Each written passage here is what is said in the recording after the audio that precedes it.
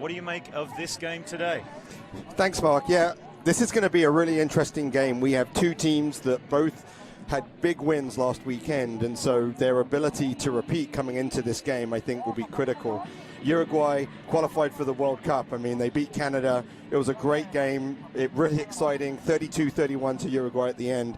And then Brazil overcame Chile. First time that they'd won in Chile, 16-14. And so both of these teams are going to have to repeat good performances, and that's the hardest thing to do in tournaments like this. Absolutely. As we see the coin toss here between the two captains. The man in the middle, Federico Anselmi today from Argentina.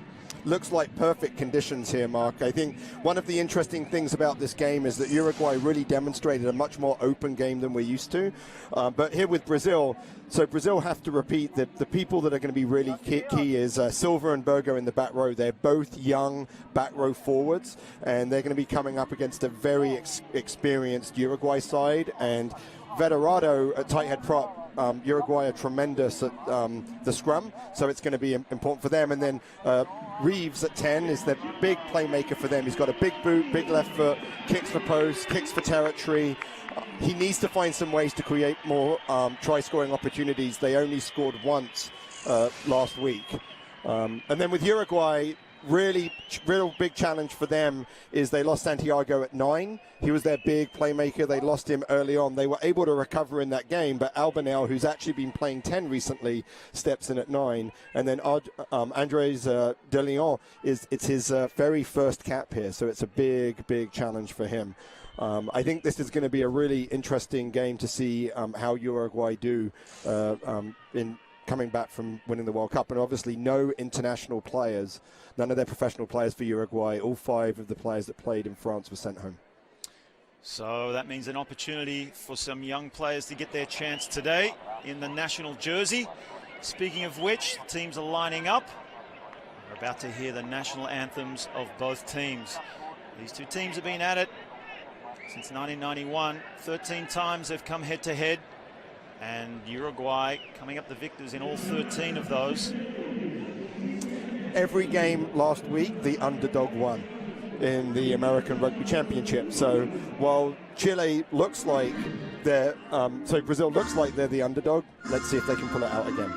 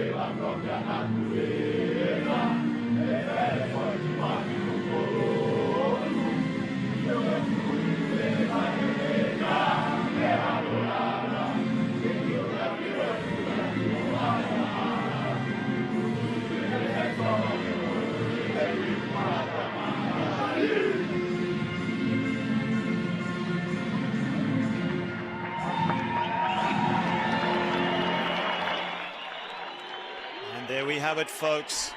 Never get tired of seeing the power and the passion of these patriotic players as they represent their countries singing their national anthem.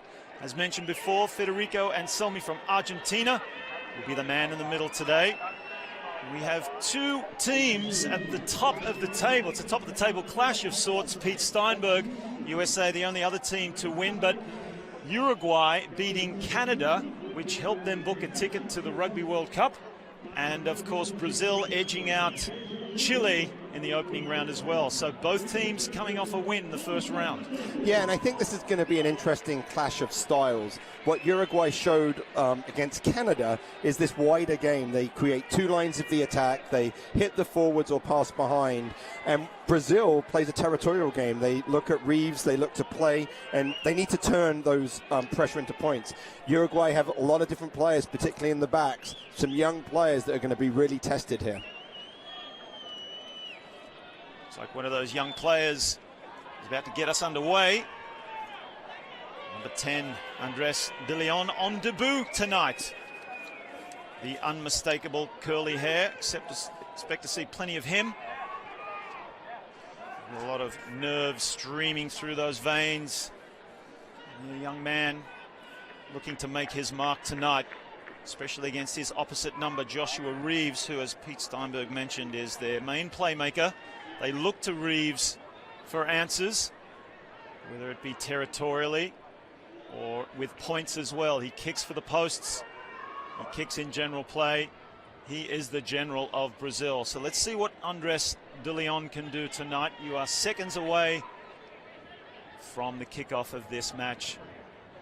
Beautiful conditions here, which should lend nicely to the expansive play that both these teams like to play. And I think that while we always talk about the 10s, the game is really won up front, and I think it's the Uruguayan pack that the Brazilian pack are really going to have to match. I think Reeves can definitely play territory, but you give away the ball, and both in the line out and the scrum, the Uruguayan pack is extremely strong. Just waiting now for the signal. Referee Federico Anselmi, responsible for what should be quite a tight encounter, especially if Brazil are able to be at the top of their game. But we are underway, folks. It is game one of round two of the 2018 America's Rugby Championship. Brazil now have the ball just outside their 22. Little dummy there from the acting scrum half. Like the hooker there, Rossetti. Comes back now for Reeves.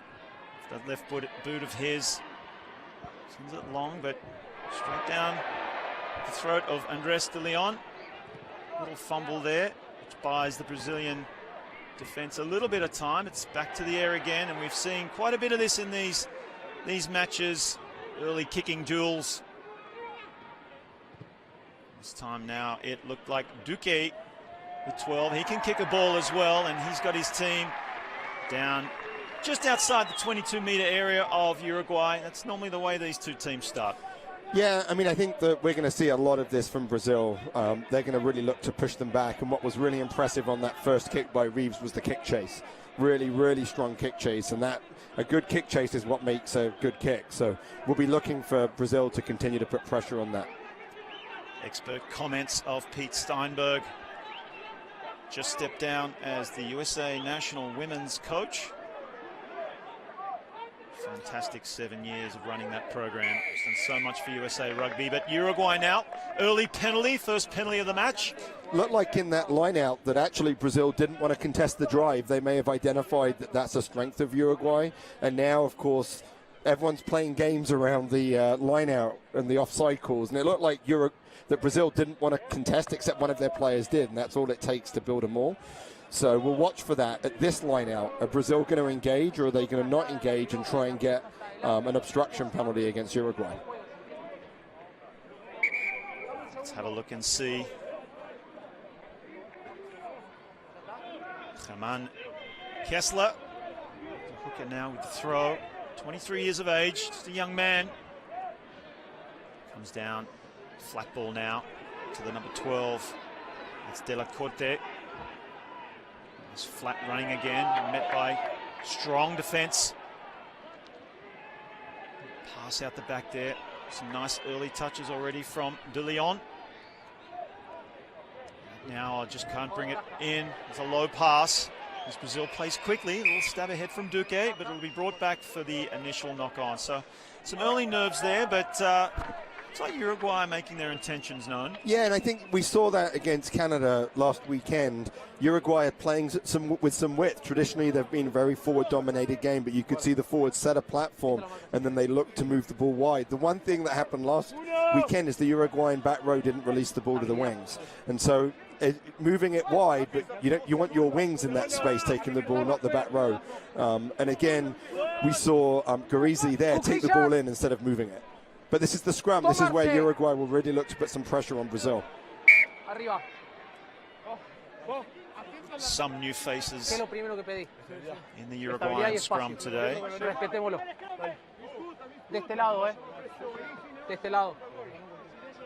As compared to their first game of this championship against Canada. As we mentioned before, that was counted as one of 2 games. They recently played the second game, and Uruguay booked their ticket to the Rugby World Cup 2019. Brazil now through Reeves. Launches it sky high. Not back there, so it's play on. Hands of Uruguay. Down to the right, little step inside. Nice footwork from Mieres. He's caught flat-footed there, and Reeves races up. Slams the number 11 into the ground. 2 kicks by Reeves, 2 dropped balls by Uruguay. That doesn't bode well for Uruguay. They've got to make some clean catches on those kicks. Otherwise, they'll find themselves back here near their line the whole game. In the hands of Borda Kuhe. He's brought down. Reeves, acting scrum half, gets it to his fullback, Tronquez. He angles it over and finds touch.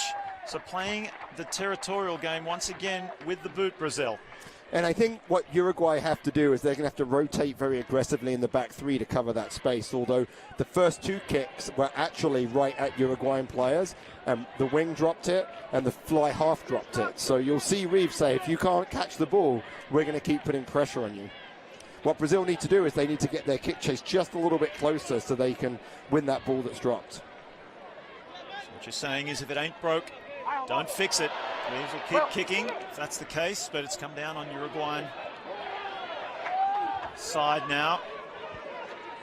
Sanguinetti cleans it up, takes it in. Quick line speed from Brazil to come up, trying to keep this Uruguayan team in this part of the field. Applied the pressure. De Leon puts it out. That's a nice kick for a young fly half, isn't it? You're inside your own 22 and you can actually clear your lines. And now Uruguay can put some pressure on Brazil's line-out. Uruguay have had 3 line-outs. They've won them all. Let's see if they can really put some pressure on the Brazilian line-out. And if Brazil win the ball, we have a pretty good idea of what they're going to do even 5 minutes into the game. It's Rossetti, the captain, with ball in hand, gets it in, and as Pete Steinberg predicted, great take. Uruguay have stolen it. playing with some width now through the back line. Nice dummy there. Emmanuel Cat. He had a great game against Canada. Again, the flanker not releasing the ball with players outside them. Uruguay need to get that ball into their wings' hands. He was open there. Out to the right, through the hands of the forwards. Refusing just to take one pass off the 9. They like to shift it 1 or 2 more. Use that width. Out to the right. Pass behind, well picked up around his ankles. There's the fullback, nice hands again. Out through the hands of the backs. Cat stepping in, making more yards. Uruguay looking strong. Coming in now, out to the left. Oh, De Leon just can't quite pull it in. And it's play on. Kick ahead. It's the fullback, Tronquez, still going. Toes it ahead again, those soccer skills. Will they pay off? Uruguay gives chase and they get back to clean it up. Looks like it was Silva there.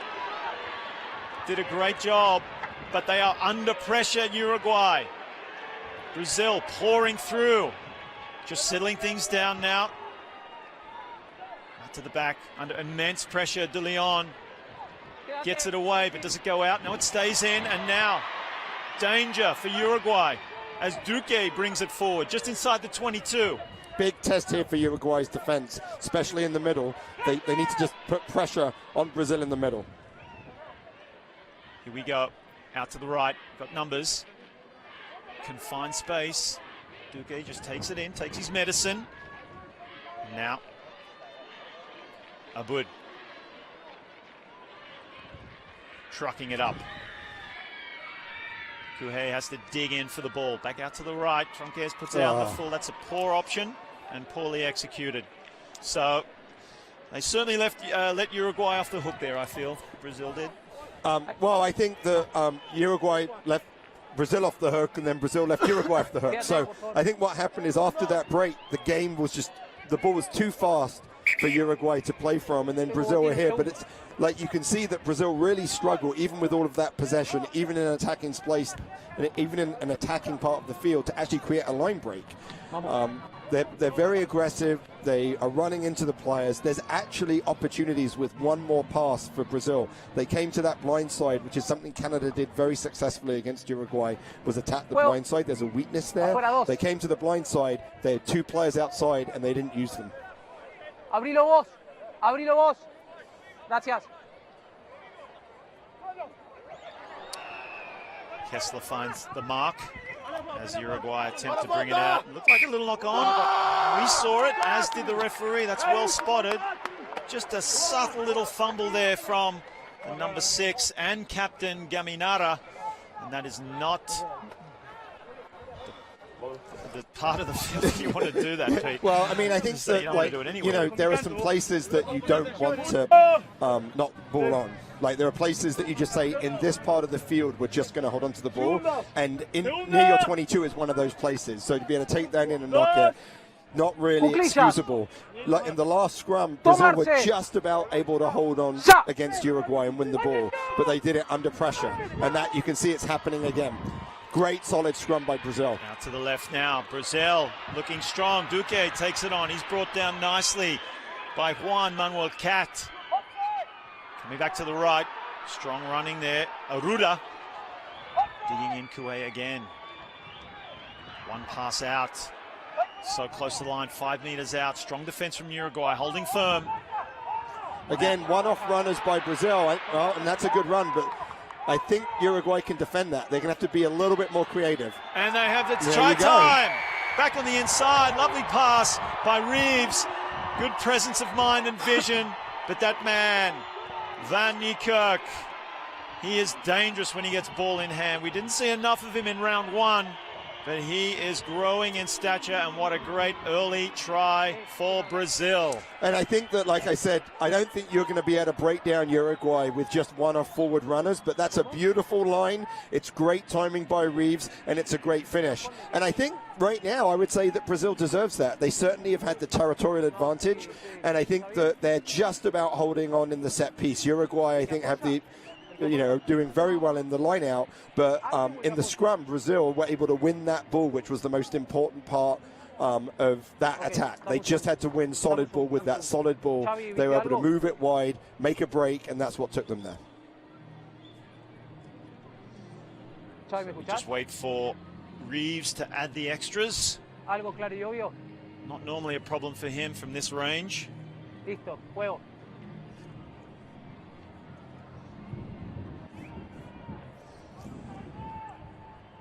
So I think for Brazil, this is a huge bonus. Just 10 minutes in to get a try. They struggled last week to score against Chile.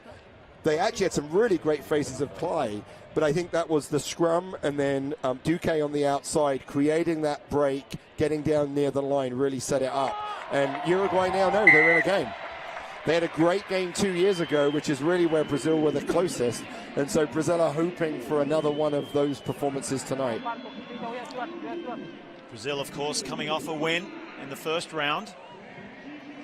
Thanks in large part to that man there, Joshua Reeves, New Zealand born. And they also have the advantage of the home field. And let's remember that that all came from the turnover inside the 22 of Brazil by Uruguay, where De Leon dropped the ball. If they hadn't, Uruguay can't afford to do that against Brazil here, and that's being shown just there with that try. So Reeves exiting the red zone.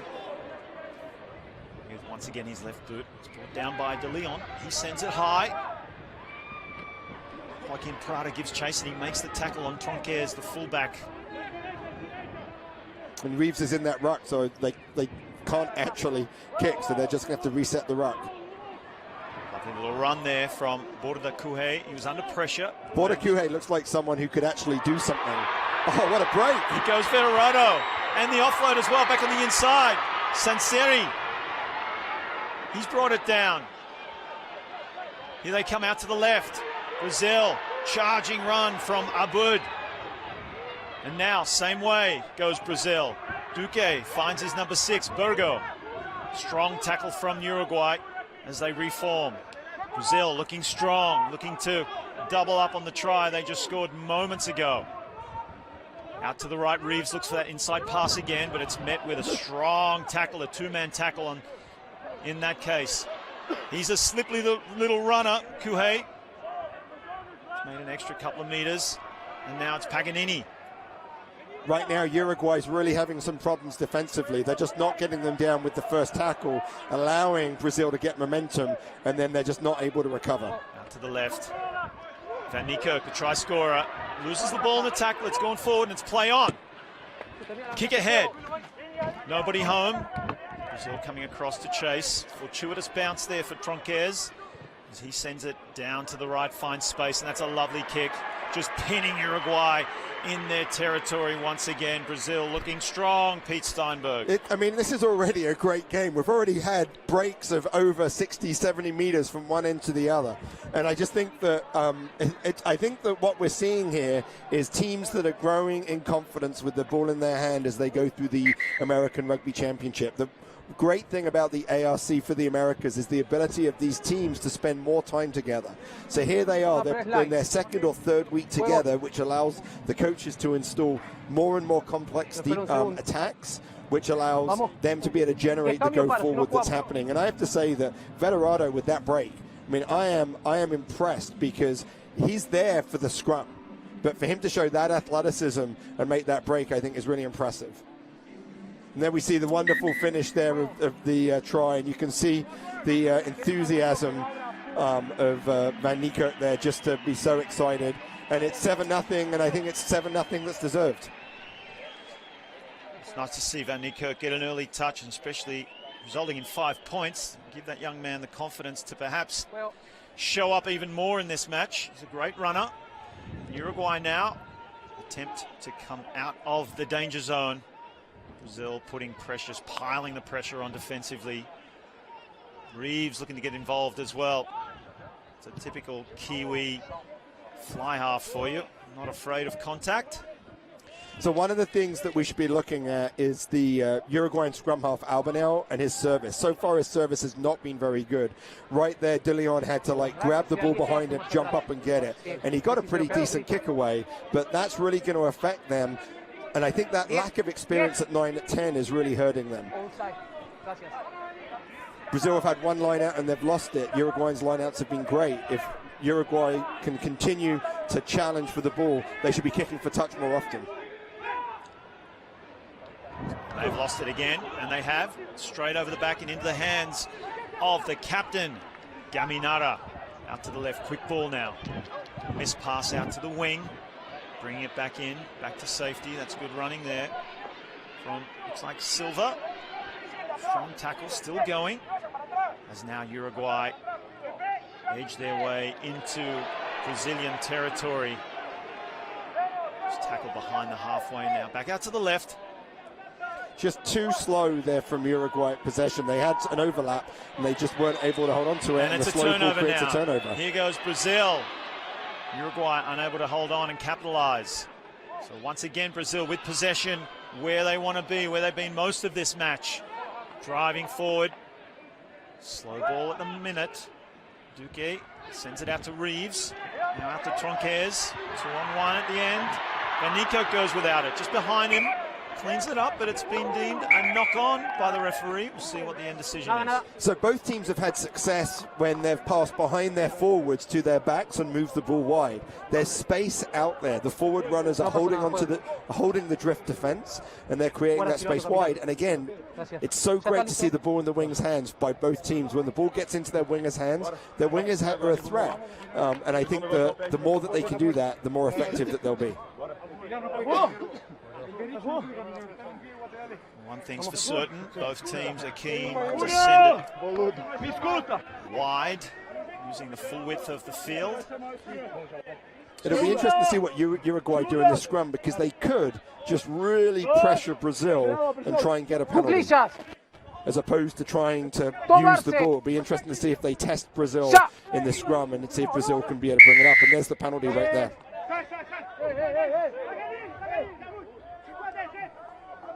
As you mentioned, Pete, they're known for their scrummaging. Right now, the set piece is the only thing that's keeping Uruguay in the game.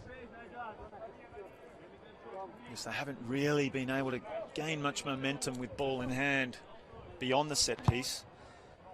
The turnovers there, some crucial turnovers. And I think that's the 9-10 connection. They're young, they haven't played together very much. Albinel has actually been playing mainly fly half and not scrum half. And Uruguay have a 6-2 split, so 6 forwards and 2 backs on the bench, which means that probably their only backup scrum half is their fullback, Silva. So they're putting a lot on Albinel, and so far he is not doing a great job. Uruguay win their line out. See if they can hold on the ball now. Great charging run from Sanguinetti, the prop. Bobbles out the back. It's picked up by Garesi. Once again, another knock on. Can put that down to the pressurizing defense of Brazil. Duque hacks it forward. It's deflected. So he'll come back to the original knock on. So again, Peter, just Uruguay unable to put it through the phases. I think they're trying to do too much. I think you can see them. They're taking the ball into contact. They're trying to offload. Maybe they've come into this game underestimating the physicality of the Brazilians on defense. I've had 2 knock-ons that have come in the tackle, and I think that if Uruguay could just hold on to the ball for 3 or 4 phases, I think they can break Brazil, but they haven't been able to do that. Brazil with a feed Cuclillas. against a strong scrummaging pack of Uruguay. As you can see the pressure they apply there. Brazil lucky to come up with it, so Reeves will send it long and low. Finds a lot of space. Good line chase as well from Brazil, forcing the fullback Silva to kick. Kicks it high, and that's not a bad gain. But you'd have to say Brazil once again capitalizing on that boot of Reeves. I think that Uruguay need to start dropping some more players back. They only had 2 back. We know Reeves is going to kick. Challenge him to move the ball wide inside his own half. Challenge him to do the difficult thing. They gained, Brazil gained about 30 yards in that contest, and now they have the ball. The question is, can they actually win it? And finally they do. Brazil now. Van Niekerk looking to get more involved. Ball comes same way. It's one out through De Moraes. 25-year-old, back to the left, Reeves. That man again on the spot, sends it low. Brings it in well, was Joaquin Prada. Under pressure, gets the ball away, so... I mean, Reeves is managing this game. I mean, Uruguay cannot get out of their own half. In situations like that, if you're the winger, don't kick for touch. Just kick it long, chase, build the wall, and then you'll be able to gain some ground. But great attacking proposition here from Brazil. But again, they've got to win the ball. They went to the front last time because that's the only place they could win it. They go to the back. Oh, nicely done. That's better from Brazil. And Nico coming in. Duki just bats it over his shoulder to the right. It's play on. Standing in the tackle, Tenorio. And now just inside the 22 of Uruguay. As Brazil have a full line out to the left. Burgo struggles forward. Reeves now, flat pass to Abud. Looking to come the same way, Brazil. Reeves again, through the hands. Lovely hands from Van Niekerk. Now just inside the 22 again of Uruguay. Brazil looking strong once again. Ball is dislodged, but it's gone backwards, so play on. Sanseri steps back on the inside. Throws a little offload out the back. Reeves shapes up. Decides to come back the other way. Van Niekerk puts a little kick in. Again, probably not the option. And he is lucky to get away with that one. I mean, that was... So, Brazil had some great phases. They were going forward, and then they were just doing too much. And twice they ended up throwing the ball back. I think here... Okay, I think that's fair enough. When I first saw it, I thought maybe not, but he did not pull out. He decided to put his shoulder in. I think that's the tight head prop telling the wing, all right, I'm even going to give up a penalty here for that one. Yeah, I think that looked like the opposite to pulling out of the tackle there. And hopefully Van Niekerk is okay. He got quite a jolt. And I think, you know, I think Brazil will go for the points, and 10-0 is a pretty fair representation of the game. I think they're slowly putting pressure on Uruguay. Uruguay are unable to get out of their half. They're unable to hold on to the ball. I think Uruguay having a bit of a hangover from the World Cup qualification. Obviously, for most of these players, that's the last weekend was the biggest game of their lives so far, and they've come out here and they've come out a little flat. You make a good point there, Pete. Big game for them last week. Obviously on a high, and they've made some wholesale changes to this lineup as well today, so a couple of new combinations, struggling to fire. And this is what Reeves did so well for his team last week against Chile as well. You just could not afford to give any penalty away, not just in this part of the field, but the whole 50 metres, anywhere around that 50-metre zone, no matter what the angle. If you gave a penalty away, Reeves was there to build the score. Well, I think discipline for Uruguay is going to be critical. I think that they can't give away these penalties because Reeves is so accurate that he will punish them.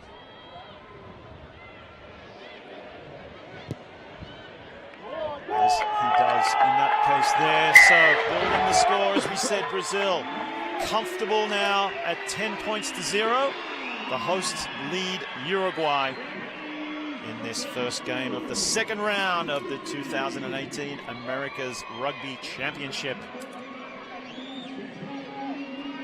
It's a lovely strike there as well from Reeves. So composed, so cool, keeps that head down all the way through. Uruguay now to get underway. Can they hit back? They're going to have to be able to contest or be able to do something with the kicks from Reeves. They cannot just get the ball and kick it back. They have some players back now. Bring it through on the counter-attack. To the right. Well tackled. And then losing it in the contact again. Brazil, nice little step from the 9. He's upended. The referee said it was safe, so Brazil now. 22 hands, nice strong defense coming in from Uruguay. Brazil have to play a little bit quicker from that turnover. You can't slow it down and let Uruguay reset, because Uruguay's defense right there in the middle, as you can see, when they're set, is very strong. They've got some space wide here, though, if Brazil can move it. Some numbers. Reeves sticks it low.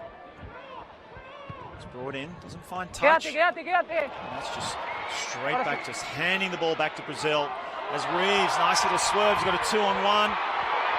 Possibly could have given it earlier there. Yeah, the wing was away. You've got to ask your 10 to move that ball before contact. And now Brazil, full line out to the left. Veterato. Big man made a fantastic break early on in the match, which led to the try. Tronquez out the back door now through Duque. Looks like it was knocked on before the kick. So Uruguay breathe a sigh of relief. So Uruguay's defense was much better there. When they're able to set and come forward, they can defend Brazil. What Brazil have to do is they've got to be able to clear those players out of the way, make that fast ball, particularly from turnovers. On turnovers, the defense isn't set. They've got to be able to move that ball within 3 seconds. If you can move it within 3 seconds, there's space. But what Uruguay is showing is their set defense is pretty good. Espacio. Gracias. Vamos. Salimos, dale. Another scrum. Last time there was a scrum for Uruguay, they put the pressure on, they got the penalty. Let's see if Brazil can stand up here. Cuclillas. Tomarse. Ya. Just under 15 minutes left to play in this first half. That's a strong scrum from Brazil, which has earned them the penalty. Wow. That is not going to make, there's going to be some issues here, I think, for Uruguay. I think what you'll see is that the loose head for Brazil, Abud, came in. He bored in, picked the tight head up, and you could see the tight head stand up saying, hey, this isn't legal. And then the referee was on the other side, didn't call it. Te lo explico ahora.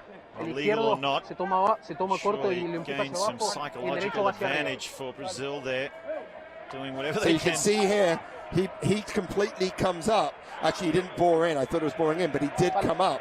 And I think that's illegal. You can't drive up. You've got to be driving square. At the same time, you could argue that it's the role of the tight head to keep him down.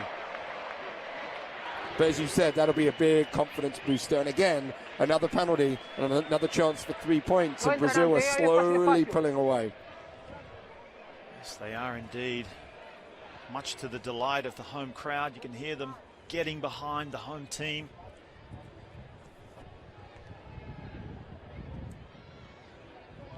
And what a way to open up their 2018 ARC Championship with 2 wins, if possible.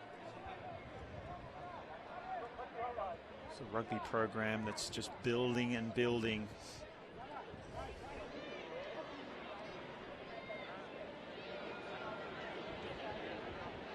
Reeves now, no stranger to this angle. Might have pushed it to the right a little bit, so uncharacteristic miss. No, he's put it through, looked like it to me. Shut my mouth, 13 points to 0 in favor of the hosts Brazil.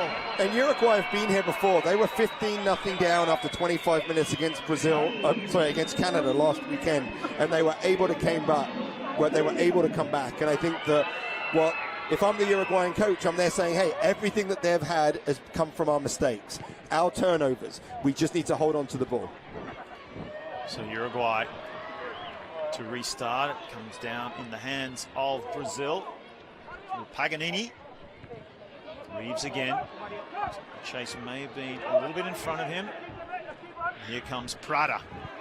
Beats the first, gets the ball away to Cat. Finally, an attacking position for Uruguay in the opposition half. Let's see if they can string together some phases. Sanguinetti driving forward. Well inside Brazil's half now. Flat pass to the captain, Gaminara. Just a little slow, but I think Uruguay would take that. That's the reason why, with number 3, Veterato lying all over that.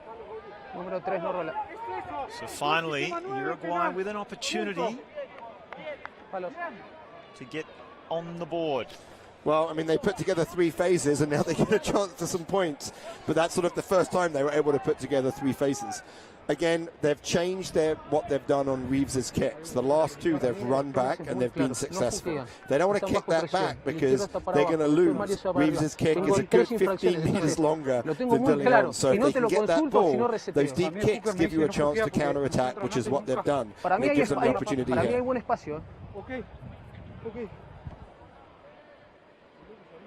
Good discussion with the referee about the breakdown, which has been one of the interesting aspects of the ARC. This has actually been a very clean game at the breakdown so far. The first penalty that we've had, really, that's there. It's a nice strike. Right through the middle. So Uruguay finally on the board with a 3-pointer. From the boot of Kelman Albanel. Just going back to that point you made, Peter, about the rucks, one thing I noticed, Uruguay are very strong at the breakdown. They were against Canada, upsetting Canada a lot. They would contest a lot at that breakdown and just stifling the attack of Canada. You don't see it as much tonight, and I think the referee's doing a good job of policing those rucks. Yeah, I think the ruck has been really clean. I'm with you. I'm very surprised that we haven't seen more turnovers at the breakdown. I think it's been one of the aspects of the ARC. So Uruguay now on the back of their 3 points, putting it through the hands nicely. It's the captain, Germanara. Again, Abanel's service just not good enough. De Leon had to catch it on the bounce. There was a great pickup. Out to the left, Uruguay. Brazil with that trademark quick line speed. That's the contest that you were talking about, Mark. They were able to contest and slow it down. Oh, great lovely play. Pass on the inside. Prada finally brought down. Tries to get the ball back. Still with Uruguay. As the fullback, Silva, looks for a space. That's De Leon coming in at acting scrum half. Nice soccer skills back there. And yeah, terrible pass there from Albanel.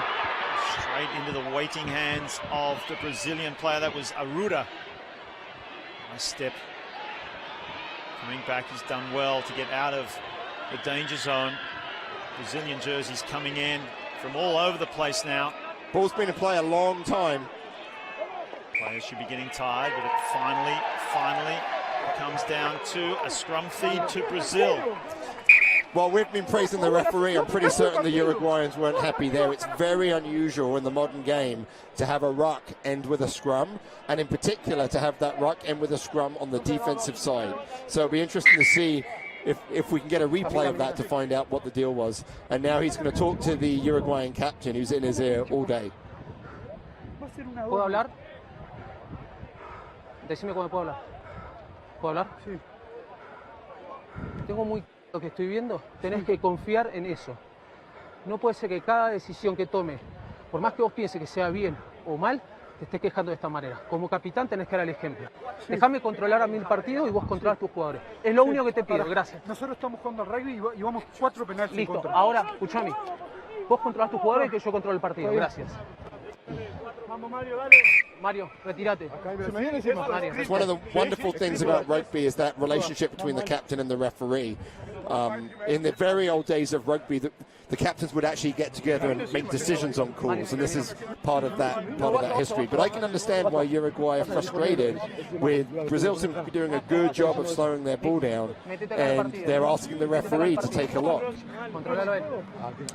The referee just discussing how he's not entirely happy of how they've been contesting the calls. A lot of complaining coming from the Uruguayan team, especially the captain. So that was what that little exchange was about.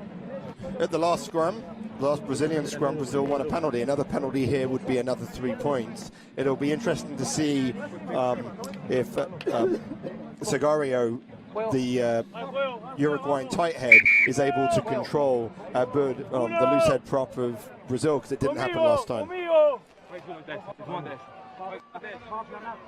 As we enter under 7 minutes left in this first half. Surprised they haven't given that guy a new jersey with all of the blood that's on that jersey. Cuclillas. Tomarse. ¡Ya! Kuwait with the feed. Levantate. Uruguay Jugá, piling levantate, in. jugá. Kuwait, nice little step off the right foot. Finally brought down just on the 22-meter line. Reeves comes in, the scrum half. Nice hands there from the prop to the number 6, Burgo. As Brazil now almost up to 5 meters from the try line. Diaz has a crack. He goes nowhere. Another pick and drive, just kind of flopping on the ball. Brazil inching forward, or not in that case. Like we said, they're not going to be able to get through Uruguay by running into them. They're going to have to do something a little bit more creative. It's Vetterado now, out to the right. Sending the ball a little wider of the ruck. Still one out stuff from Brazil. Gets through almost. Rossetti, the captain. Ball comes back. It's fairly slow. Paganini picks it up. Tries to burrow his way forward. Goes absolutely nowhere as the forward pack piles in. Reeves must be screaming for it, as Vetterado has another crack. He's been busy this game. Reeves out to Duque, holds it up for the fullback. Beautiful pass out to Sanseri. Wow, Tronquez take a bow, and a great team effort there from Brazil. Another try, and look at them. Aren't they happy, Peter? And I think that that's just an example of having accuracy at the contact for multiple phases. It's something that Uruguay has not been able to do. They were very patient. They got the ball. They won the ruck. They won the ruck. They won the ruck. And then they sucked people in, and some great hands as they went out. And I'm going to really say that I think the two standout players for me so far have been Bird and Vetterado, the two props from Brazil, not just because they just about won the scrum that led to this, but also because they've demonstrated some great skills in the loose, some great handling, some great running lines. And I think the front row in general of Brazil is actually outplaying the front row of Uruguay, and that's providing the space for the Brazilian backs.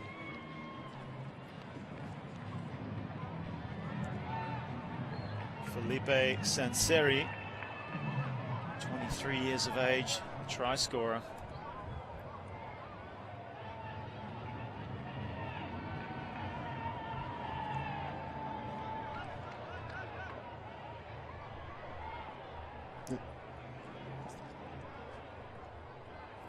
As Reeves now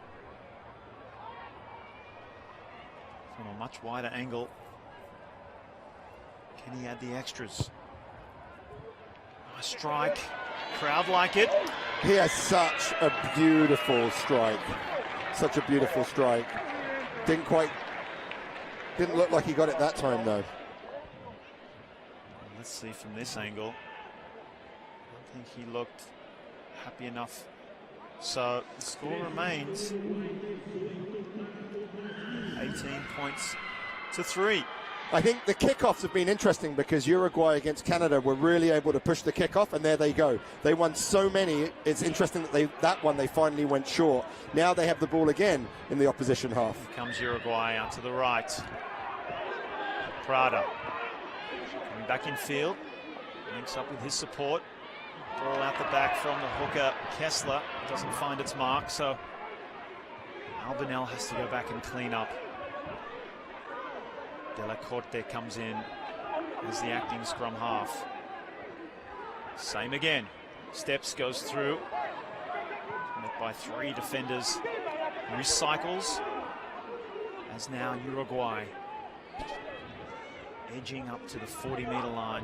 Just over now. They've got numbers out to the left, numbers out to the right, and a penalty in the ruck there. And he wasn't 10. See what he calls.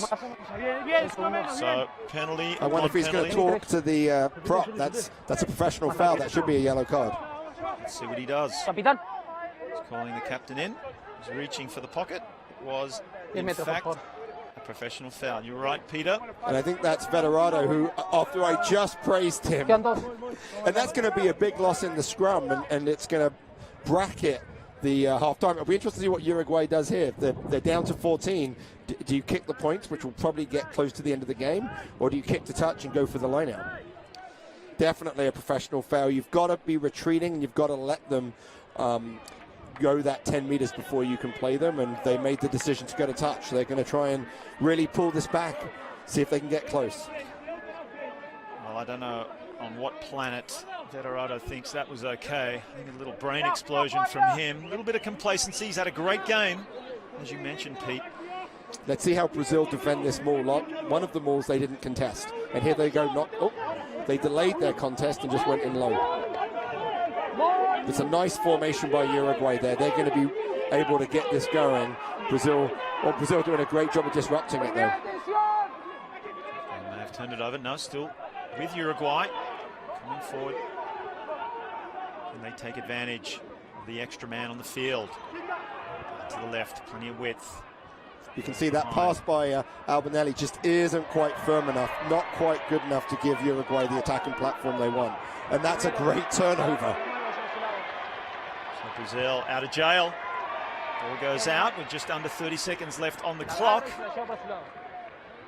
As we learnt last week, that doesn't necessarily mean it's the same clock as on the referee's watch. So in a way we are close to bringing this first half to an end. Ahora sí tiempo. Ahora. I think Bordeaux thought that was the end of the half. That's right. But there was just came off the finger, so I think it's that's why it's a line out to Brazil. Big line out here, big line out. It's the last play of the game for Brazil. A little 5-meter throw that worked so well for them last week. The tackle over the sideline. Surely that is the end of play.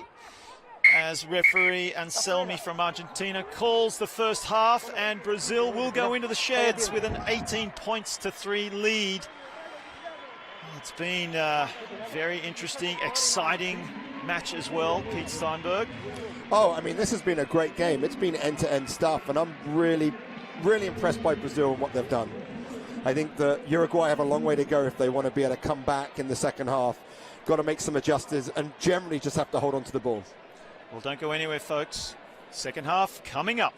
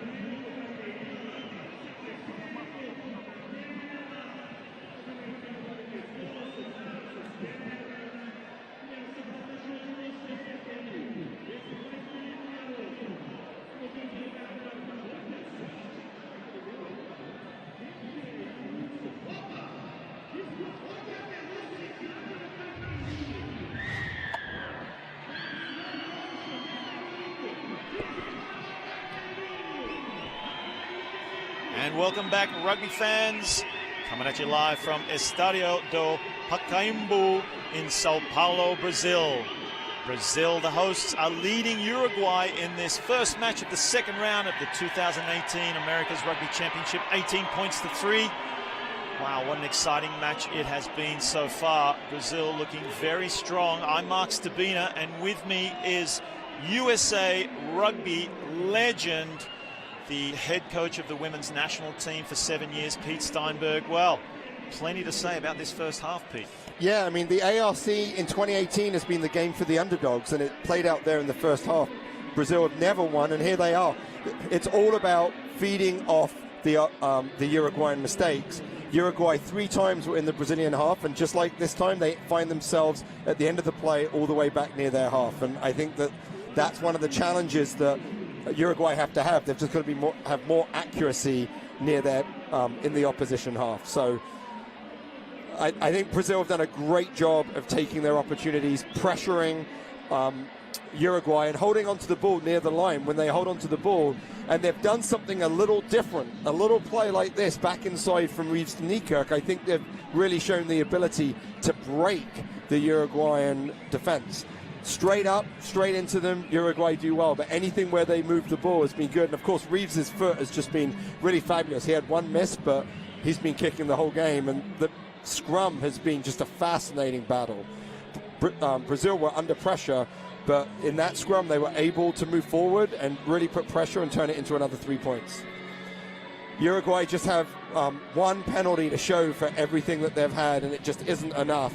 And here's, I think, a bit of a backbreaker near the end of the half, where we're seeing all the backs with some lovely hands move it wide, but it was actually the work of the forwards in the scrum and then near the line that really created the space here for the backs to be able to move wide. Great hands for a finish, and a well-deserved 18-3 win by Brazil. No, sorry, up by Brazil. See the statistics there. So interesting to see Brazil winning 5 of their scrums and Uruguay losing 1 of theirs. But you can see the possession has been even, 33 rucks to 31, and it's really about the turnovers. And Brazil have been able to cause 6 turnovers for Uruguay, and that's been the game that, and that's been the story of the game so far. I think, you know, the line out is where Uruguay is the one place where they've really been able to say, hey, we've done really well here. They've won all of their line outs, and not only have they won 1 of Brazil's, but they're able to actually disrupt Brazil's line out. And so Uruguay need to have more of that possession, and then and that's really just holding onto the ball and preventing the turnovers. Now those turnovers just killing Uruguay, 6-1. So it is all Brazil at the moment, in front of a home crowd, looking very strong, full of confidence after a round 1 victory against Chile.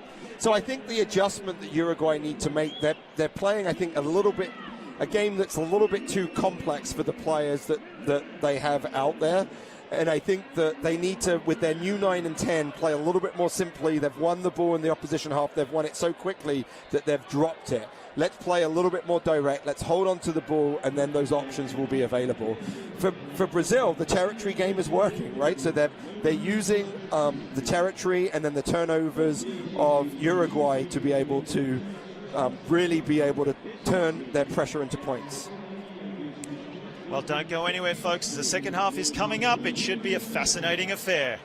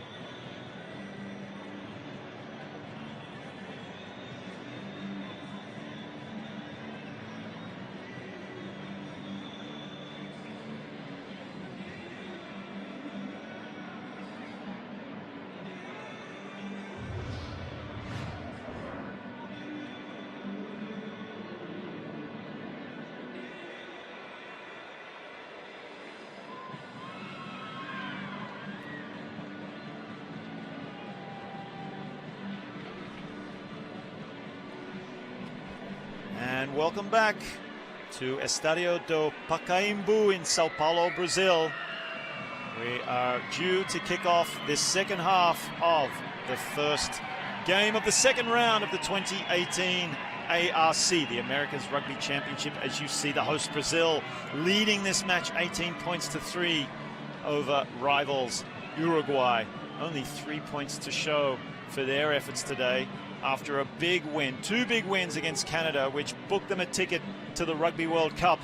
But Brazil have other ideas for this match. I'm Mark Stabina, and joining me, Pete Steinberg, just stepped down as the USA National Women's head coach. What a privilege it is to have him today for his expertise. So Peter, 18 points to 3, seems to be all Brazil right now. What would the Uruguayan coach have been saying in the halftime break? Well, honestly, if I was the Uruguayan coach, I would probably have got after my team. I may have said some words that I can't say here, but they needed someone to really get after them, because they obviously came from their hangover. They didn't come out with any intensity. While I've talked about the young and inexperienced 10 and the 9 whose service isn't great, I really think the challenge here has just been the intensity of play, because it's been basics, losing the ball in contact, those sorts of things. But they have an opportunity here, Mark, because with Vetterado out for the first 8 minutes, Brazil in their yellow card, and there he is limping, so who knows if he's going to come back on. They need to score a try in this first 8 minutes when they're up a player to get a chance to get back into this game. Can they do it? As you see, pointed out Vetterado, he had a great first half. He's all smiles, even though he's been sent to the naughty chair, 10 minutes in the bin for a professional foul, not retreating 10 meters and making the tackle, preventing Uruguay from getting some momentum. And that was possibly their best attacking opportunity of the game, you would have to say. Not a lot of territory, not a lot of possession, and what possession they've had, as you mentioned, Pete, they have not been able to make the most of. Not putting it through the phases. Brazil, on the other hand, controlling the ball nicely, and it's managed to get them to 18 points in front. It's interesting here as we see the Brazilian team circle up, because while they're up 18-3, the hardest thing to do is when you're up 18-3 is to come out with intensity in the second half. And it looks like the Brazilian coach sent the team out early and said, you guys have to deal with this. With Uruguay, we're going to expect a reaction. They're going to come out, the coach has got after them, they're going to come out with a ton of intensity, they're going to take it to Brazil. The question is, can Brazil weather that first 10 minutes of the Uruguayan intensity? If they can weather that without taking a score, I think it's going to be tough for Uruguay to come back. It's interesting you say that, because that was exactly the position Brazil found themselves in last week against Chile. They just edged ahead at the halftime break, knowing that Chile had, well, probably the run of the game for a good 25 to 30 minutes, and Brazil just hang on in there, scored a try, got their noses in front. Chile threw everything at them in the first 5 minutes. Brazil not only neutralized them, but then Brazil got the upper hand and went on to win the game. So if last week is anything to go by, as you said, Brazil, they're up for the challenge.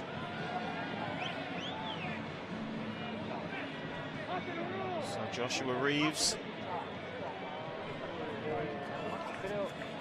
number 10 for Brazil, so instrumental in their win last week and also in this first 40 minutes. He's been directing well, mixing up his game, just showing how good he is with the boot. He's also put the ball through the hands. That last try you saw right before the halftime break, Reeves orchestrated his back line nicely to score out in that left corner. But Reeves now gets the second half underway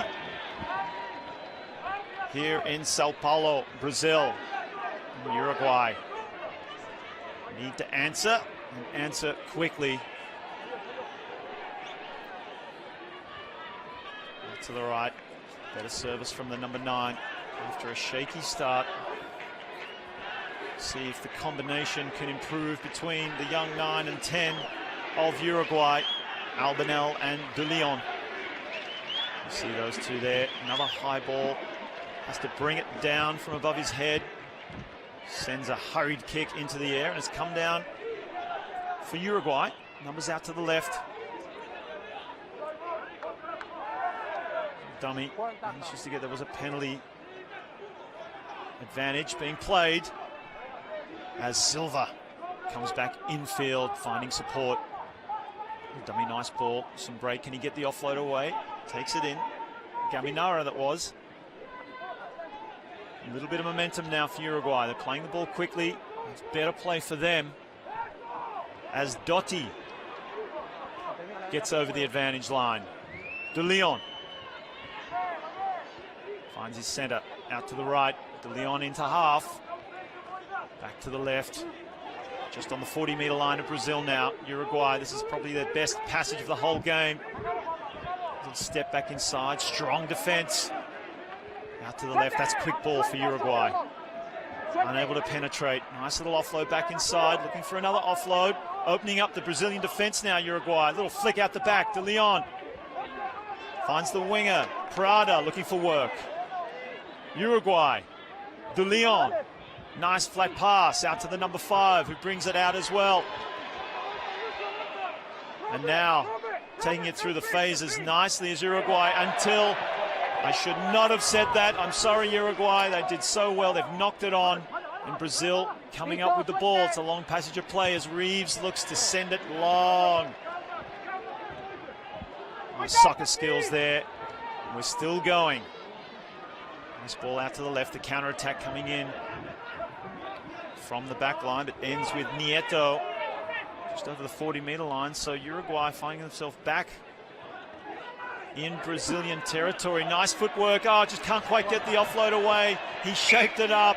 Frustrating stuff. I see Pete Steinberg frustrated as well next to me. That was the best passage of the game. Well, sure. I mean, that's the reaction that the coach asked for. They took the ball from their own 22 all the way down to the Brazil's 23, taking it through phase and phase and phase. But and then when they got it back, they counter-attacked and they had another opportunity, but both times losing the ball in contact.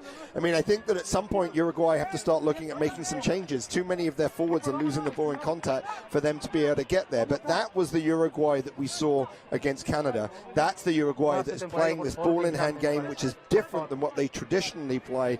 And that's the Uruguay that can actually pull this game out if they can just maintain their accuracy for just a few more phases. It's great to have your expert comments, a coach of your stature, Pete, because I can just imagine you running through this game as if you were coaching and even just mentioning there that the replacements, that's probably what's going through your head.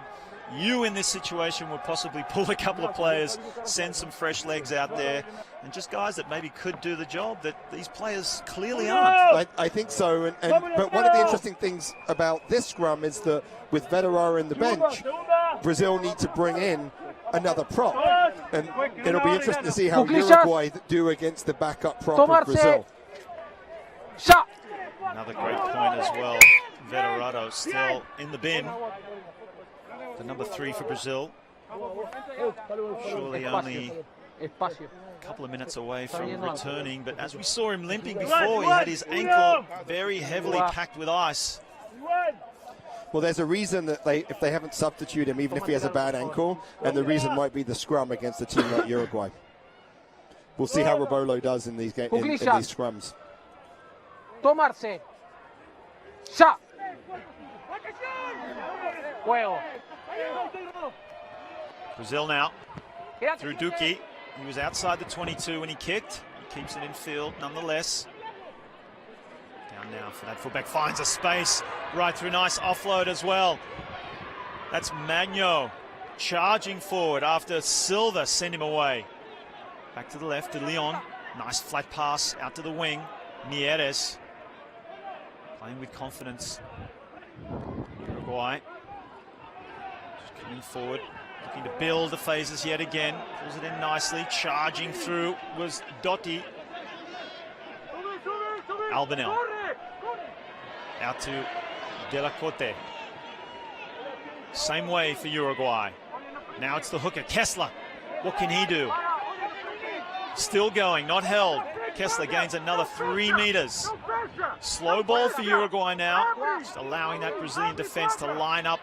It's a wall of yellow jerseys, but manages to find his way through. How did he do that? Sanguinetti Good footwork, spills out the back.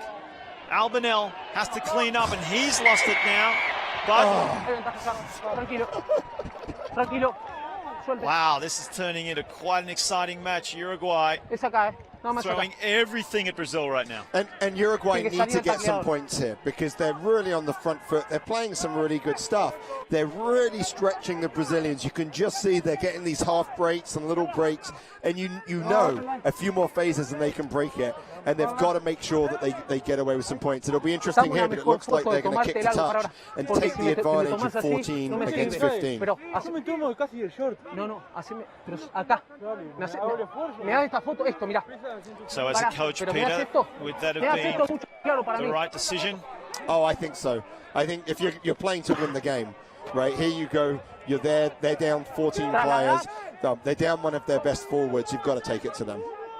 So Uruguay now, prime attacking opportunity. More! They win the line out through Dotti. Driving maul ensues with Kessler. The ball at the back of that maul. Controlling it nicely. And it's all the way. Looks like he might have got through Kessler. He did. Ah, trae ahí. He's calling it a try. I believe that's a try. Has he called for the video ref? Capitán, ojo el 4 que entra de costado y colapsa. How's that Spanish of yours, Nada más que eso ahora. Pete? Well, right there, I think What's he he's saying? saying that the number 4 was coming in on the side. I think what you'll see here is a really great determination by Uruguay to get over the line.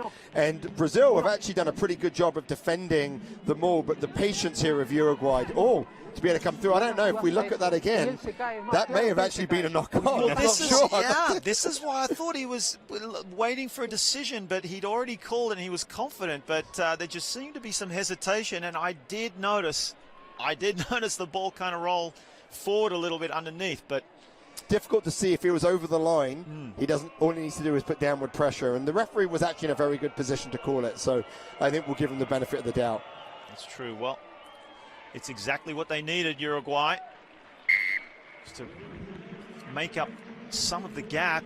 And now they are within one converted try of Brazil, the hosts, 18 points to 11. And I think this whole first exchange has been around Uruguay and the way that they're playing, Pete. Well, we said the first 10 minutes, Brazil had to be able to hold on to the first 10 minutes, and Uruguay were going to really come after them, and they have. And so now it's about what's the response that Brazil has. And the response has to be on defense. Brazil's game is really using their foot to play territory and then defend, and they've got to start really defending more effectively. Brazil now are actually 8 points adrift, so they will need 2 scores at least, Uruguay, to get the lead for the first time in this match, and making nice little breaks, getting in behind. That was Gaminara, the captain this time. And they look like a much better outfit in this second half, Uruguay. Putting it through the numbers. Oh, and as again I've put the marker on Los Teros, as just too many mistakes like that to get going. But they're able to, every single time they've taken the ball, they've been able to get on the other side of the Brazil defense. So in that situation, it was one of those things where I think it was Mieres was able to get there. He was able to get onto the other side of the defender and then lost the ball. Brazil have lost their line speed and they've lost their physicality in the tackle, and they've got to get that back. Without that, it's going to be a real struggle.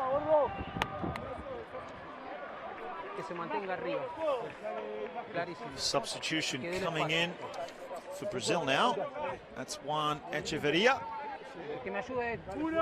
And I suspect Looks like they've gone back to 15, and we saw Vitoraro in his ankle. I think they decided he isn't able to go.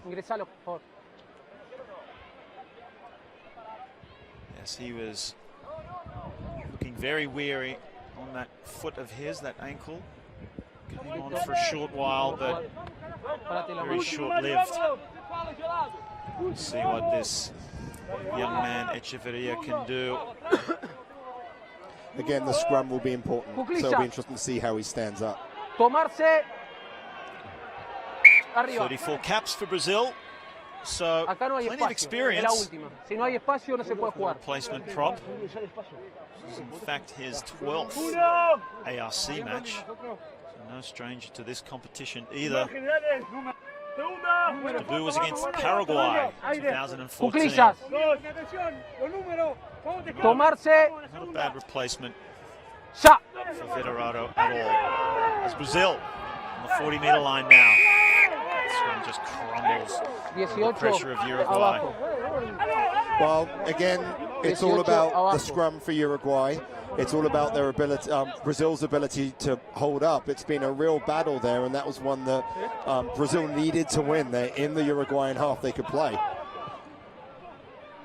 Quick tap now for Uruguay.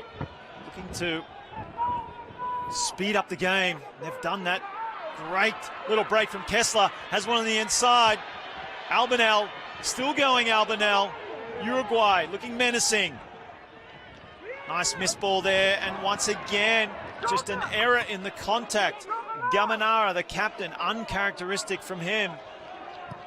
As now Brazil off the hook, send it long, but it's still in play. Cat, what can he do? Steps off that left foot, still going, strong run, back to his support. Out to the right, through the hands of Magno to Nieto. A little bit slower than they'd like. Just running one out to the right. Lacking some structure now. We come back to De Leon. Little short ball there. But he's met by crunching tackle of Aruda. Out to the left. It's man for man. Nowhere to go, Uruguay. See what opens up back to the right. Another strong run. Just getting in behind the Brazilian defense now with their footwork. Slow ball again. Uruguay. Nice little pop pass to Mieres.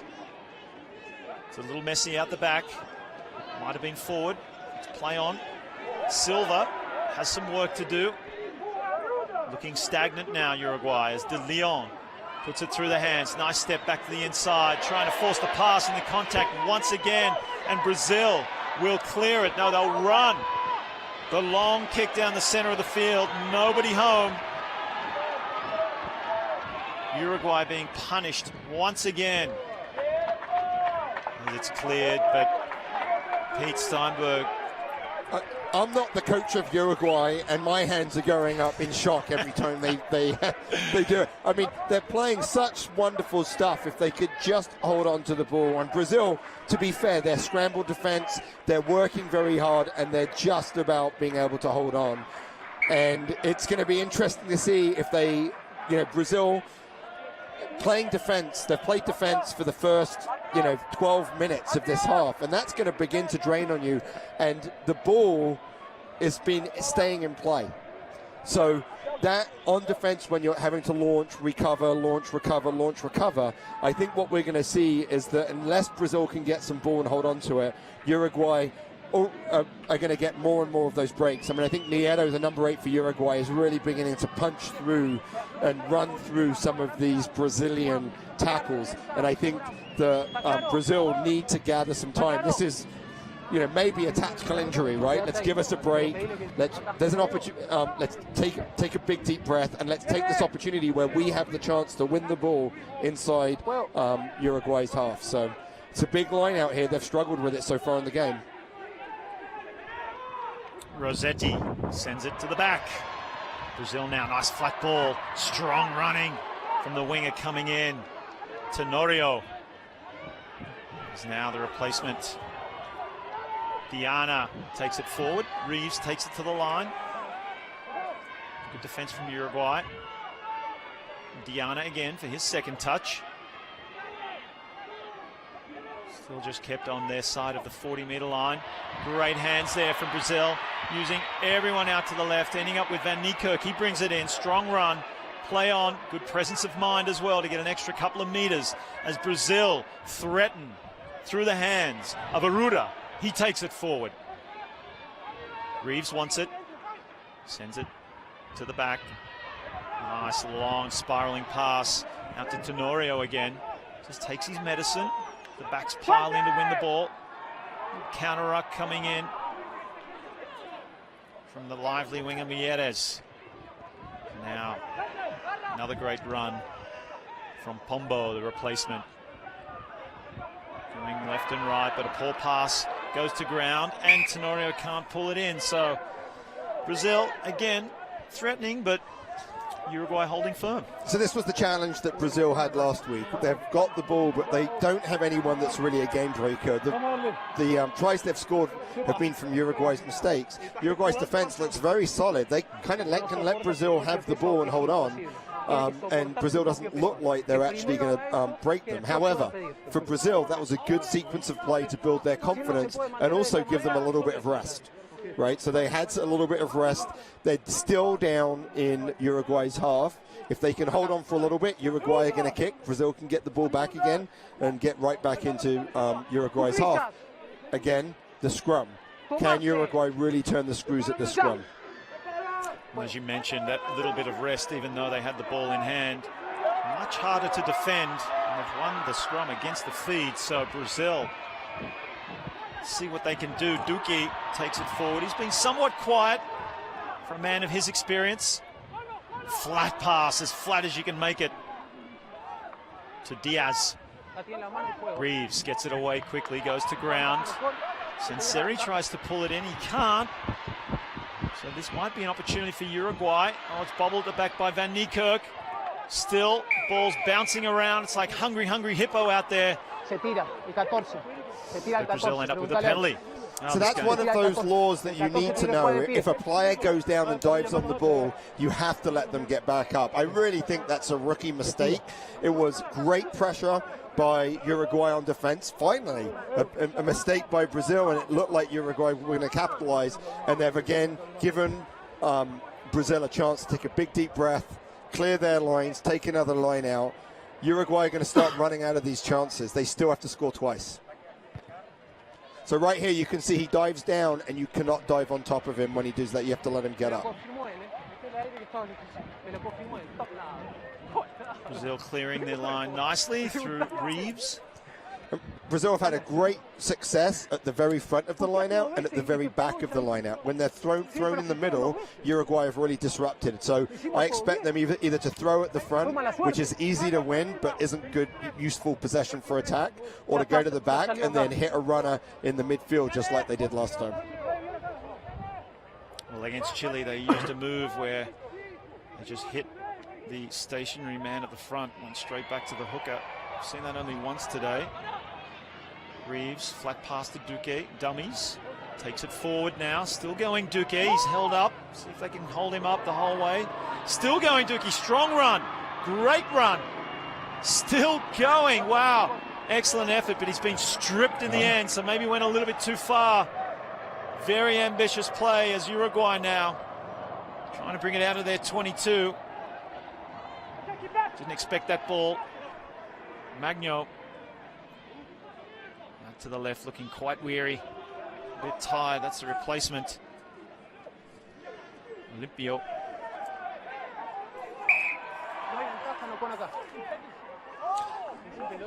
I think so. One of the differences between Tier 2 nations and Tier 1 nations is their ability to continue to be accurate even when they get tired. And I think what we're seeing here a little bit with all of these turnovers is that these teams are beginning to tire and their skills are beginning to drop. And I think big, deep breaths by both sides. You come together and say, hey guys, let's just play the game simple. Let's just hold on to the ball.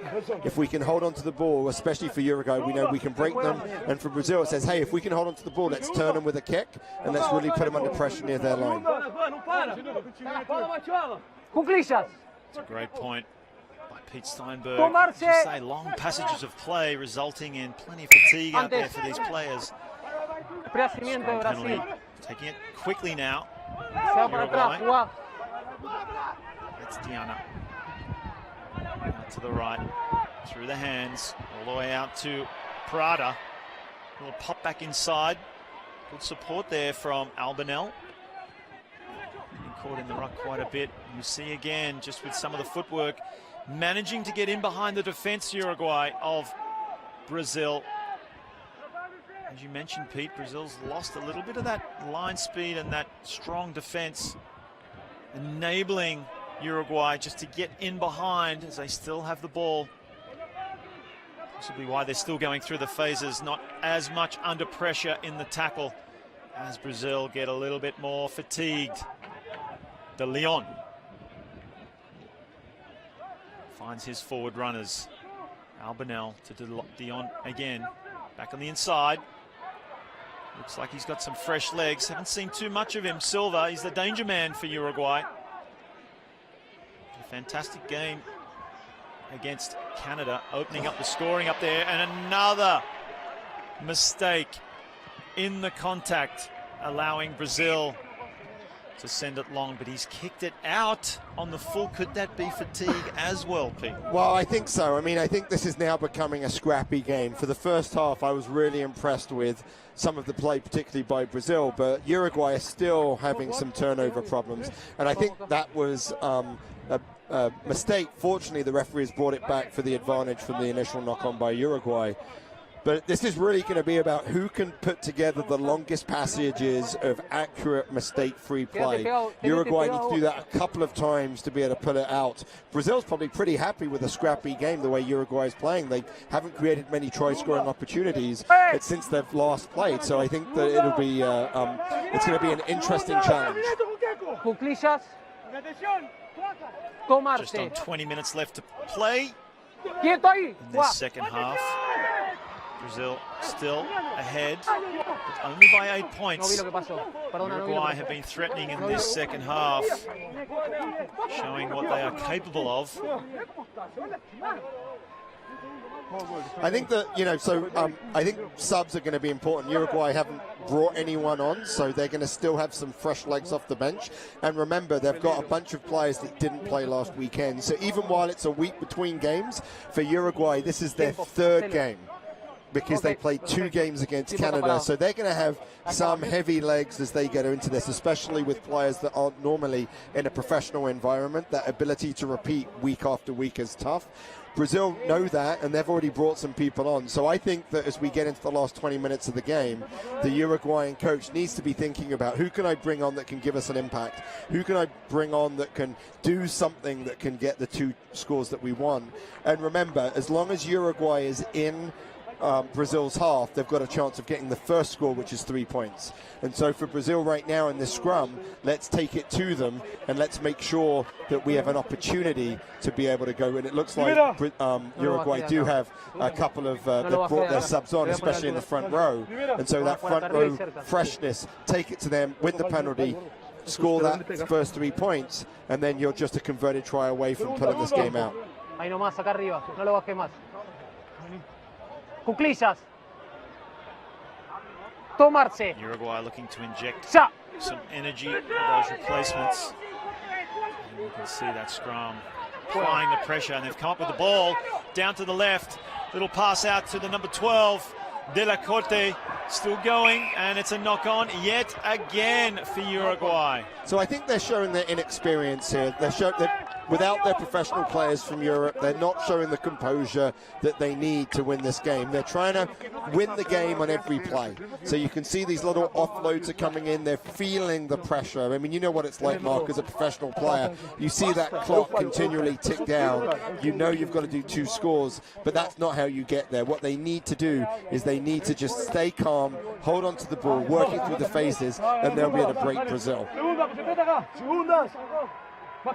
Big scrum here for Brazil. Big scrum. If they can win this, they can get out of their half. They can give themselves some relief from this pressure. Big indeed. Seem to have spent a lot of this second half in their own territory, and they've lost the scrum, it seems.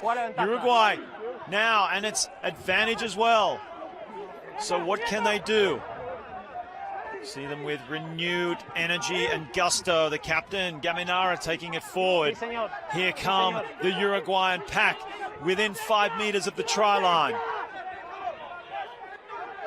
Just picking and driving. Look to do it again. Predictable play, but they do it well, and they're all the way over. That's try time. Uruguay, they're back. Well, I mean, again, we said big scrums. Not all scrums are the same. That was a really, really big scrum, and I think what we're seeing here is the impact of the bench from Uruguay. I think their players coming off the bench are really providing something extra. Remember, they went 6-2 on the bench. They have an extra forward, and that's really who's taking this game over. They took it over in the scrum, and then they just picked and did pick and go, pick and go, pick and go, and Brazil just don't have the answer to that. This is going to be a real challenge for Brazil right now. They haven't had much possession. They can't win the scrum.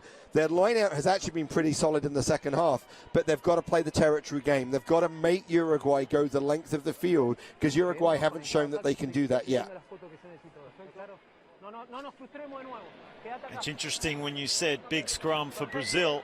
Brazil had the feed, so you knew it was a big scrum for them because they could potentially lose it, and that's exactly what happened. You knew, and you picked it, Pete, that Uruguay are on the charge. Some fresh legs coming in. They've had some forward replacements. You can just see, not just from that scrum, but then the play that unfolded afterwards with the picking and driving. A lot more explosiveness, much more dynamic. And they are hungry again, and within 1 point of the lead now after the extras were added. And interesting that Albanel took that kick. That's the first kick that he's done. It's a huge kick because it puts them within 1 point, and he nailed it. That's some guts. Remember, Albanel has played a lot of fly half for Uruguay as well as scrum half, and so I think that's shows a lot of guts to be able to step up and make that kick.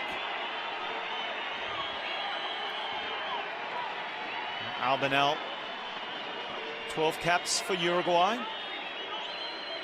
so still relatively inexperienced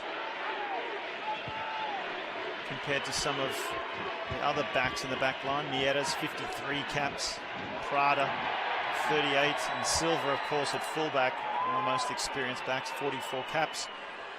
Great pressure there by Brazil on the kickoff. In fact, against Canada, one of the key factors was Uruguay's success, both on kick receipts and kickoff. So it's interesting that Brazil, with a great kick and pressure, were able to turn that ball over. Kickoffs are so important in the momentum of the game. Listen to this home crowd just getting behind Os Tupis, the Brazilian national team. They've won the line out. Reeves drops Sanseri back on the inside. He gets the offload away as well. And that's Cruz. Quick ball for Brazil. Reeves, dummies. Ambles over the 22-meter line of Uruguay. Van Niekerk, little kick ahead. Not sure about that option. Just gives the ball back to Uruguay, and they're able to launch it long and downfield. He'll play it quickly. Lovely pass infield from Tronquez. Reeves now using the full complement out to the left. Paganini. Haven't seen too much of him. Had a great game against Chile. Reeves, an acting scrum half, has a little stab down the left. Nowhere to go. Back in now. Brazil edging ever so closely to that try line. Duque just batted on there from Tronquez. Not the best play, but they've still managed to hold on to it, Brazil. They've lost about 15 meters in the process. As Uruguay lines up, hungry in defense to turn that ball over. 1 point away from drawing this match. Oh, that's well pulled in, coming in on the angle. There's the replacement, Robolo. Lovely run, and he's beaten one. He's all the way through. That's Diaz, still going. Looks for support. Good counter ruck coming in, but they've kept the ball. Brazil now out to the left. Do they have numbers? Just needs to put it through the hands. But he beats one, and he's brought down. Heavy contesting at the ruck there, and it pays off for Uruguay. That's what they're good at. We haven't seen too much of it this game, but we see it at the opportune moment. I think that first of all, I was amazed that Brazil didn't kick it. They held on to the ball for like 10 phases, were going backwards, and I kept saying, why are they not kicking the ball? But what a great run there by Diaz. That's one of those young players that really needs to step up. Got him all the way down there, and then this is really something that we've seen a lot in the game. Look at that, hands over the ball. If you can't clear that player out immediately, it's going to be called a penalty. A big let off by Uruguay. It looked like Brazil were going to stretch the game away from them again. As you said, Pete, it all started with that break from Cleber Diaz. Only 22 years of age. There he is right there. Quite a menacing figure. One of the modern back row forwards, right? Big, athletic, can run, can tackle. Just a really obvious, just a wonderful athlete. Going to be an amazing player for Brazil throughout his career. The ARC is perfect for a player like that as part of their development. Already 20 games under his belt for his country. Comes from the Poly Club. And it looks like he might have turned on that line out for Brazil as well.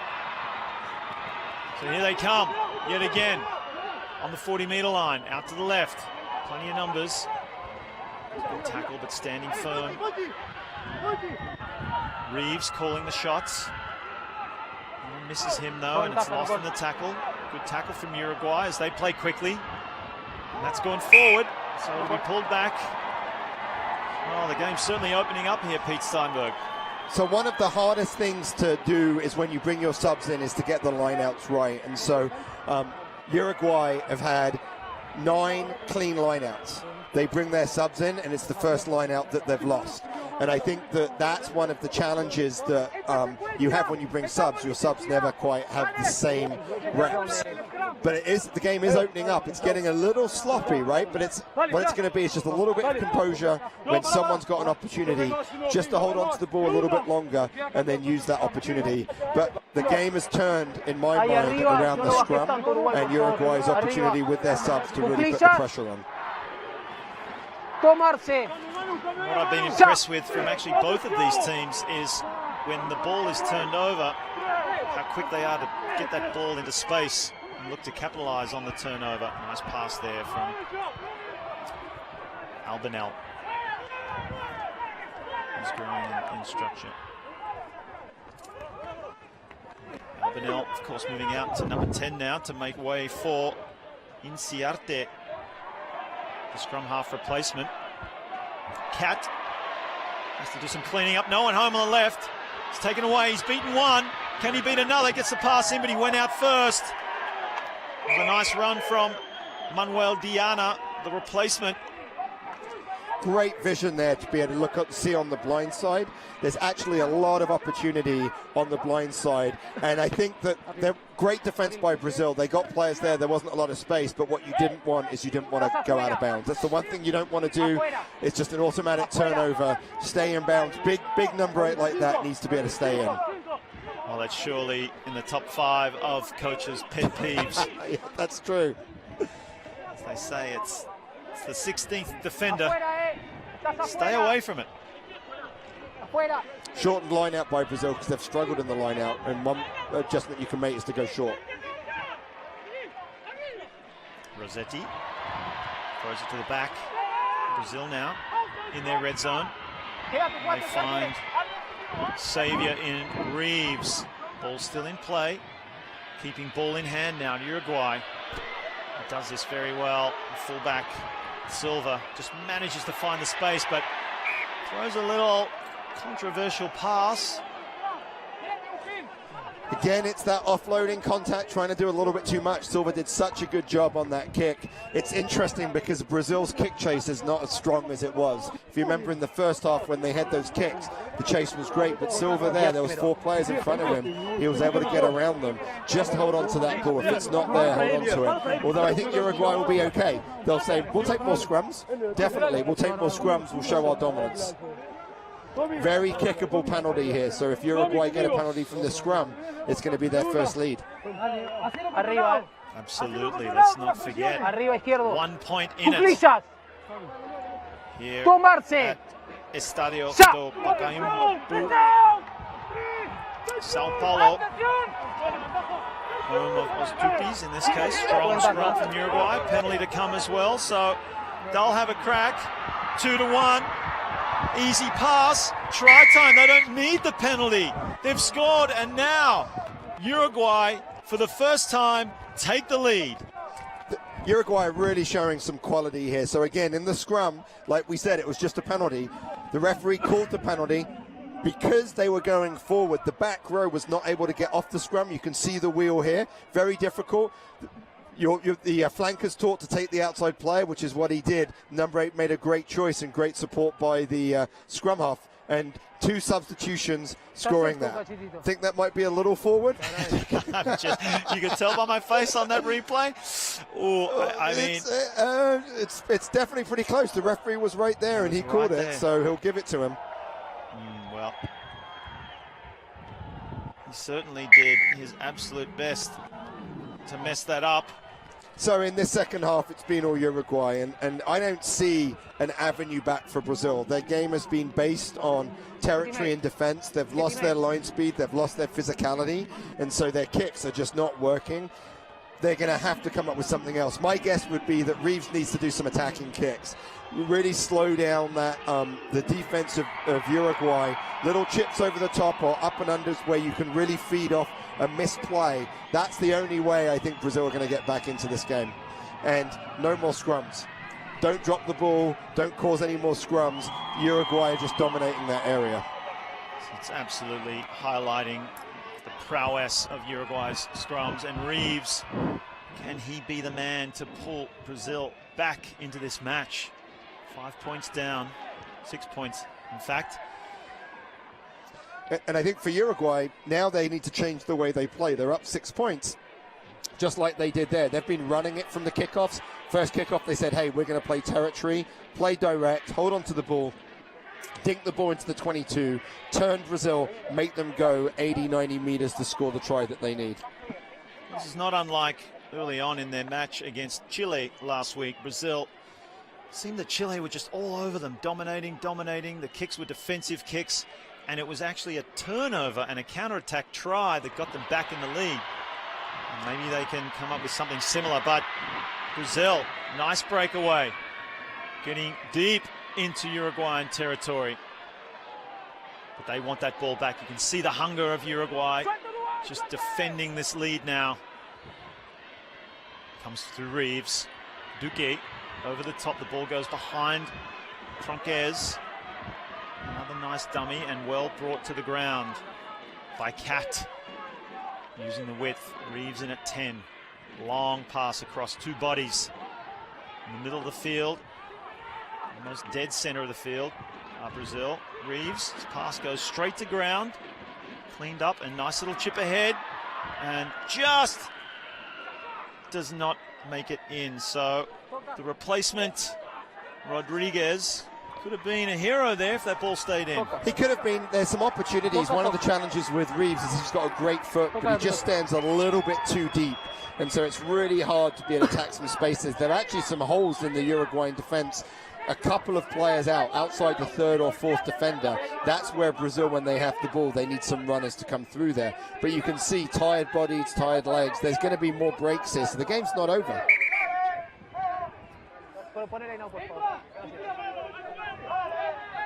We'd like to see a combination between perhaps Reeves and Diaz again, such a dynamic runner. As you mentioned, Pete, maybe in the middle of that field, just outside that 3rd and 4th defender. Get your strongest runners into that area of the field. But it's Brazil with ball in hand. Reeves threads the needle back inside. Beautiful play. Rodriguez. He's had some great early touches. Nice backline play for Brazil as Reeves now through his forwards toward the middle of the field over the 22-meter line. Little dummy from the scrum half. Kuhate. Reeves comes in. Back to the right. Strong tackle from Diana. Ball's dislodged. Brazil still with it. It'll flick out the back. What's he called? Original knock on? Oh, that's a little bit unfair. So, you've got to love rugby. Brazil have had no ball, no possession, haven't shown anything. And Mark, you called it. You said, let's get Reeves, let's get people running off him.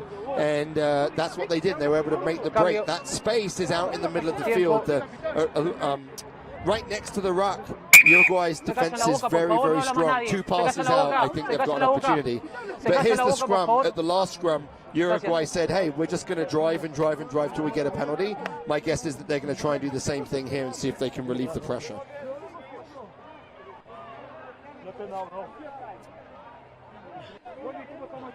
So, under 5 minutes to play. Under 4, in fact. Quedan 4 minutos, señor. There's Reeves coming in. Let's see if we can spot that knock on. I don't know, that looked backwards to me. Yeah, I mean, I think that was pretty tough. That was pretty tough, but he did lose the ball, so you have to say, hey, if you're going to lose the ball, you got to give the referee a chance to call a knock on. Right here, all Brazil want to do is make Uruguay kick it. Do not give away a penalty.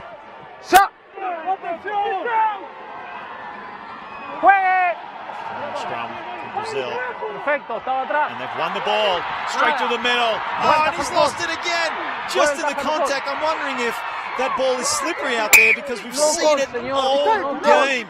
Pete Steinberg. Well, first of all, Brazil's scrum was unbelievable. They've twice done that out of nowhere. Probably a lack of focus in Uruguay, but Brazil really took it on the loose head side to them. It was a real challenge, and they won that ball. They turned it over, and then they had the chance. I don't know that they're going to get another chance, but it's good defense there, good work by the number 8 to be able to get back and really fight to turn that ball over. But I think he saw the line, thought he could get over it, Mark. I think that's what's happened. But here's another big scrum. See the despair in Andre Arruda's face as that ball was just dislodged meters from the line. Got to remember that they need a converted try. So the kick would be important as well. Nice try under the posts would have done it, I think, there, Pete, but Uruguay now make sure of that scrum. Diana brings it away. Pressure coming through. He was onside. That was Diaz hunting like a wolf.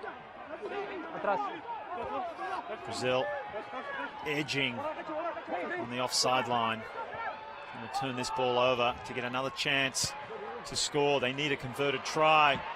Exciting last 2 minutes coming up. What a great kick. Absolutely. Quick play out to the right now. Look at that wall of blue jerseys coming up. A bit isolated in the middle. Brazil keep it. Now you can see the forwards just struggling to get back and support. Van Niekerk, he's been quiet. Duki comes into scrum half. Reeves uses his forwards flat-footed, just shoveling it on. Ball going back, losing 20 meters there. Uruguay looking strong, holding on to this 6-point lead. Reeves comes around the corner. Out to the right, again flat-footed. Nice run back in, but equally nice tackle from Cat.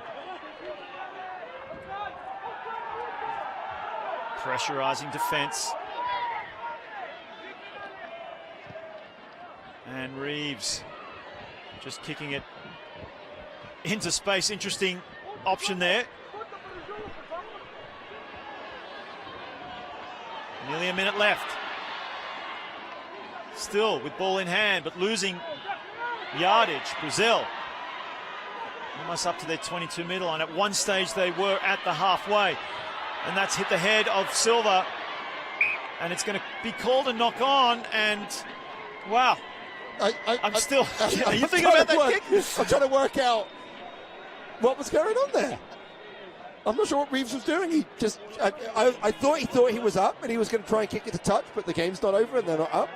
I'm not sure what it was. I don't know if it didn't look like he was trying to do a kick pass. I think everyone's just exhausted. There's no blood going to their head. I mean, this has been a great game. Yeah. And you know, Brazil were challenged when Uruguay went up, and they actually responded to that challenge, really put Uruguay under pressure. But it looks like now that they're not going to quite have enough to pull off a historic victory, which is a shame for the game. But this is what the ARC is about. The ARC is about putting these teams in a position where they have to compete. Well, Brazil have never beaten Uruguay in the 13 times that these two teams have met. The closest they've come was 33-29 loss in 2016. Let's look at that scrum from Uruguay. Coming back for the penalty as the clock ticks down to 80 minutes. Referee looks at his watch. How much extra time do we have? We have to say no time for Brazil. Last play of the game. cumplir. Great decision, by the way. Great decision to kick for post, because when it goes out, the game's over. If you kick it to touch, you still have it. And also, it's the ARC, so points matter. Point differential matters. And I think this will, good choice.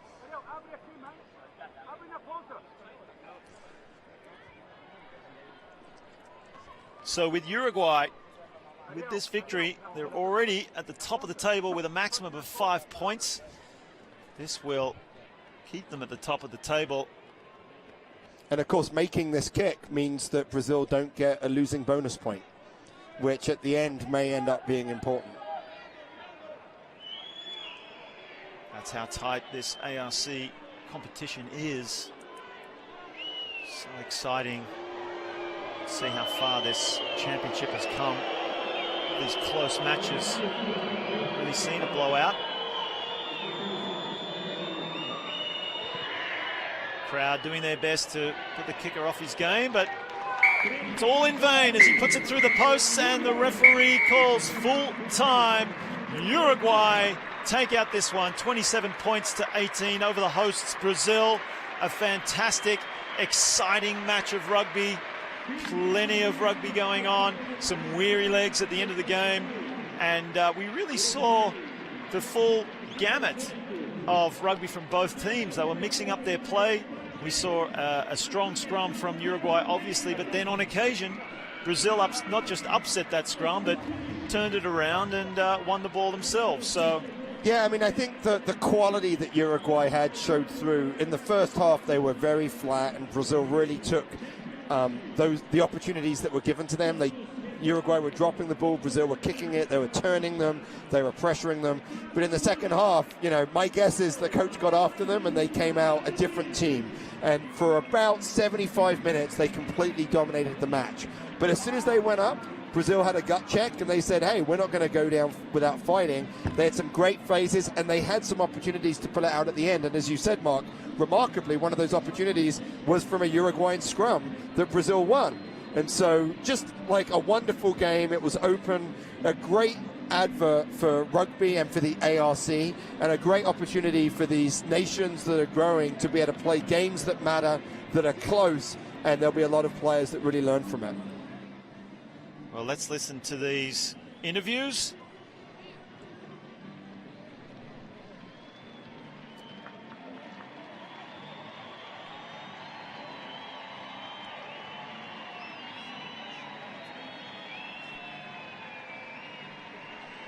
We're not getting the audio from these interviews, which would probably be pointless unless your Spanish was on point, Pete, which I know yours is. They're talking to Gamino, and if you remember in the first half, he had a lot of discussions with the referee about the breakdown. But the reality was Uruguay's issue wasn't the breakdown. Uruguay's issue was their accuracy in the breakdown. Not only were they losing the ball, but Brazil were really dominating them, not letting them get a good post and not letting them move the ball wide. And so, but he was managing the referee there, which is what you do. In the second half, they were able to get beyond Brazil, get really